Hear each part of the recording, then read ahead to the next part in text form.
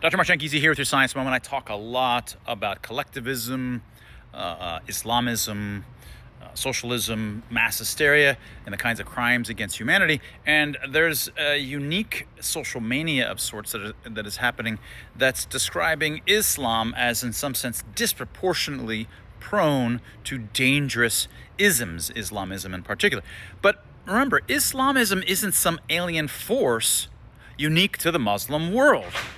It's just another species of collectivism. The belief that the individual is secondary to the group, that society must be unified under a single moral or political will. And like most collectivisms, it often travels with socialism, feeding off the same promise of communal virtue enforced from above. Now, Christian societies haven't exactly been immune to that impulse. The great democides of the 20th century, from Stalin to Hitler to Mao's European admirers, arose largely within Christian cultures. People forget this when they equate Islam with Islamism. The real danger isn't Islam, it's collectivism itself. If the West has shed much of that infection, it's not because Christianity was immune, but because our societies simply moved further along the same developmental curve that others are still on.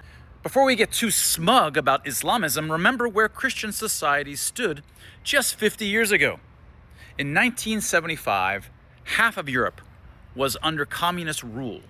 Spain and Portugal were still dictatorships. Greece had only just escaped its junta, and most of Latin America was run by military regimes that wrapped their collectivism in Catholic rhetoric. The Western world wasn't immune to political religion. It merely passed through that fever earlier.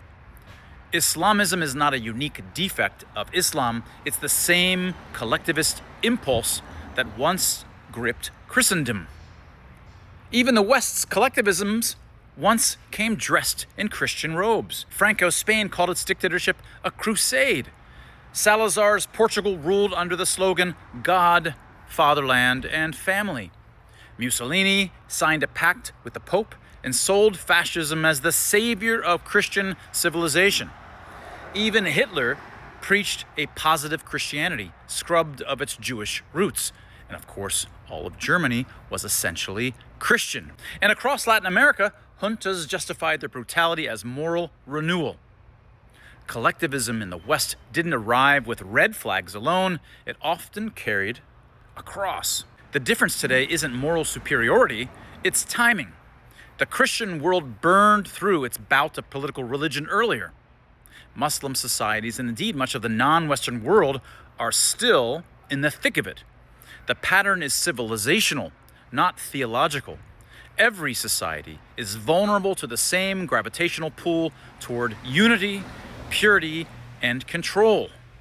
As we saw during COVID, you saw this happen. The moral isn't that Islam is dangerous, it's that collectivism is.